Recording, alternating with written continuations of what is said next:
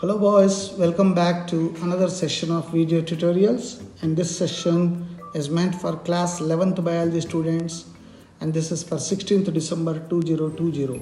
As all of us know, we are into the revision mode and we are revising all important chapter number 17, breathing and exchange of gases. After having heard me yesterday in my previous session, I hope you have realized the importance of breathing, and you must have been conscious about your own breathing since yesterday at least. Now, what exactly happens when you breathe?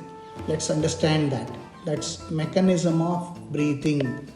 So, breathing, we said, is a physical activity and it is observable. Since it is physical, it is observable.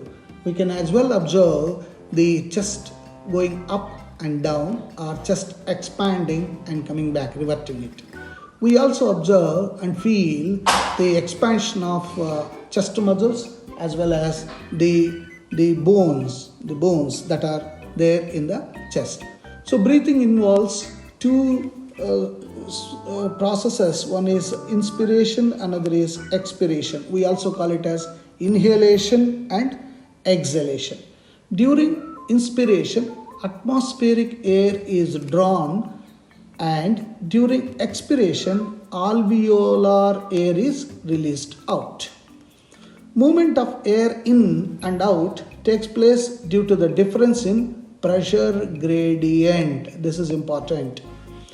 Inspiration occurs when pressure inside the lung is less, and expiration occurs when pressure is more. When pressure is more in lungs than outside. So this is a very important point that you must focus. I'll repeat.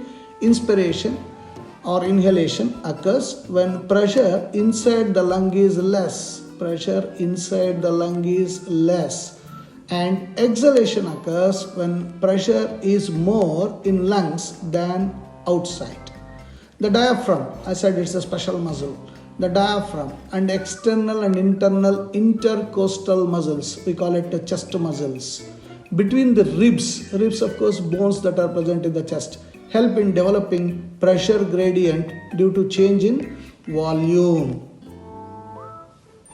And this is how the expanded one will be there. Air entering the lungs, as you are seeing. Now once the air enters, now you can see the diaphragm getting contracted. And once that happens, volume of the thorax increased and ribs and sternums raised, and the rib cage gets expanded. So when we are doing inhalation, you can see virtually the chest cavity getting expanded so that volume increases. Once volume increases, lot of air can be accommodated. So incoming air with oxygen can be accommodated. The contraction of intercostal muscles lifts the ribs and sternum, causing an increase in volume of thoracic cavity. Now see, causing an increase. How the volume is getting increased? Contraction of intercostal muscles. And once the intercostal muscles are getting contracted, what's happening? The ribs and sternum are raised up, lifts up. So that results in higher volume. And once the increase in volume of thoracic cavity results in decrease in pressure, because obviously when space is available, there is no need for the internal pressure.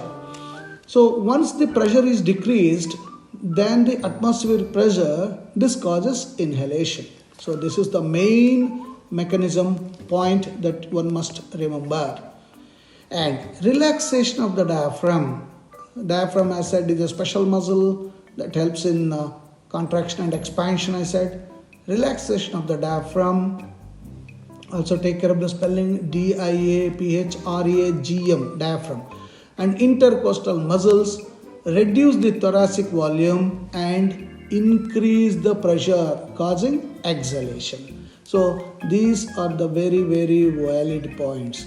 You need to repeat this, read again and again, then you understand. Next, the volume of air involved in breathing movements is estimated by using spirometer. for clinical assessment of pulmonary functions. Nowadays, of course, in the present situation of COVID-19, this has gained a lot of importance. The spirometer, oximeter, all this. Now, in terms of diagram, how do you do that? Diagram relaxed and arched upwards. I want you to focus on the shape. Look at the shape here and shape here. Here, look at that. So there is an arch upwards. And once that is done, what's happening? Volume of the thorax is getting decreased. And volume of the thorax gets decreased when ribs and sternum return to original position. There is a third one. So when this 1, 2 and 3 happens, the air will be forced to expel out. That's how exhalation takes place. So breathing occurs in basically two stages, inhalation and exhalation. During inspiration, air enters the lungs from atmosphere, and during expiration, air leaves the lungs. Inspiration is defined as the process of drawing in of fresh air into the lungs for gaseous exchange. Inspiration happens when the external intercostal muscles present in between ribs, contract and pull the rib cage upwards and outwards away from the spinal column. At the same time, the diaphragm contracts and flattens, pushing down on the abdominal organs.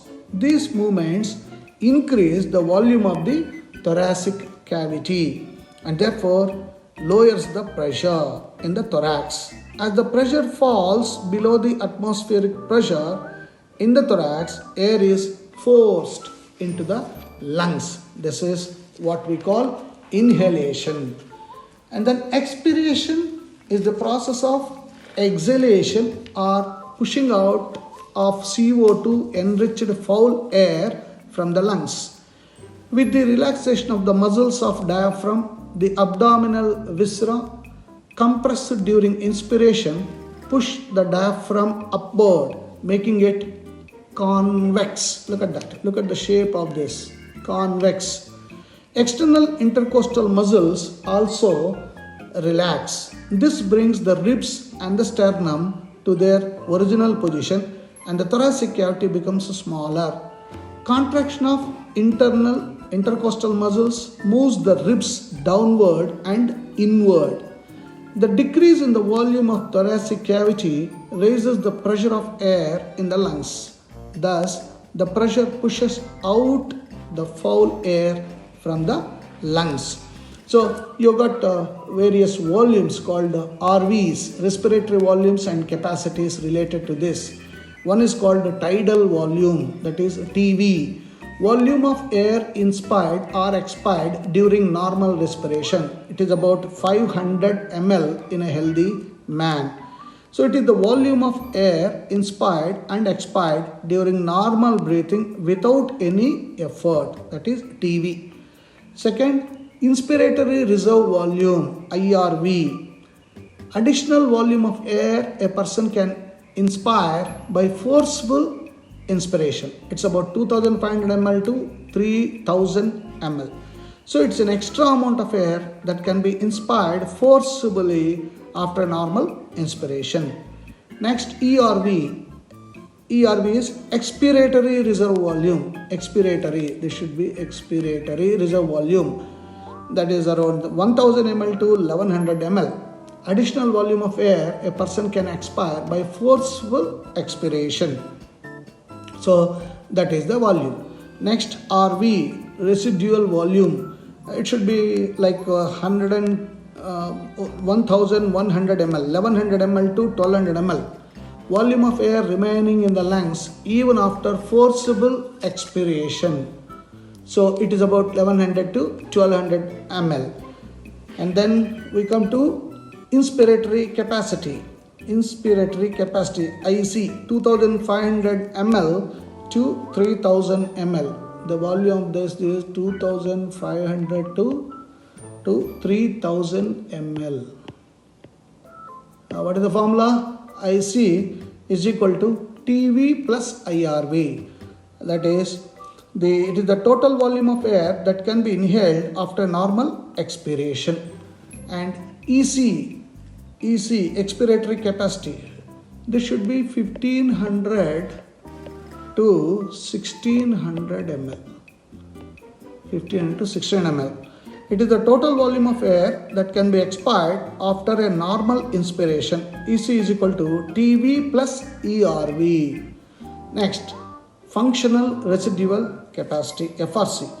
This FRC volumes should be 2500 to 3000 ml. Okay. It is the volume of air that will remain in the lungs after normal expiration. FRC is equal to ERV plus RV.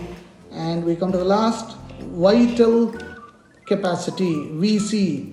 And the VC should be somewhere 3400 to 4800 ml. And vital capacity is the total volume of air inspired and expired to a maximum level. And we'll attain this with the formula ERV plus TV plus RV.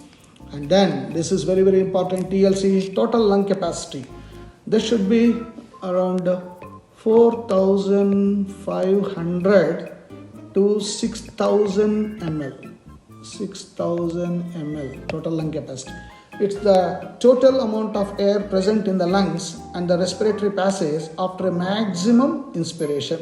So this we get TLC is equal to VC plus RV. VC plus RV. That's how we get total lung capacity. So these are the formulas that we use during this pulmonary calculations. And we continue in the next session about the transport of oxygen, the route of oxygen, similarly transport and route of carbon dioxide.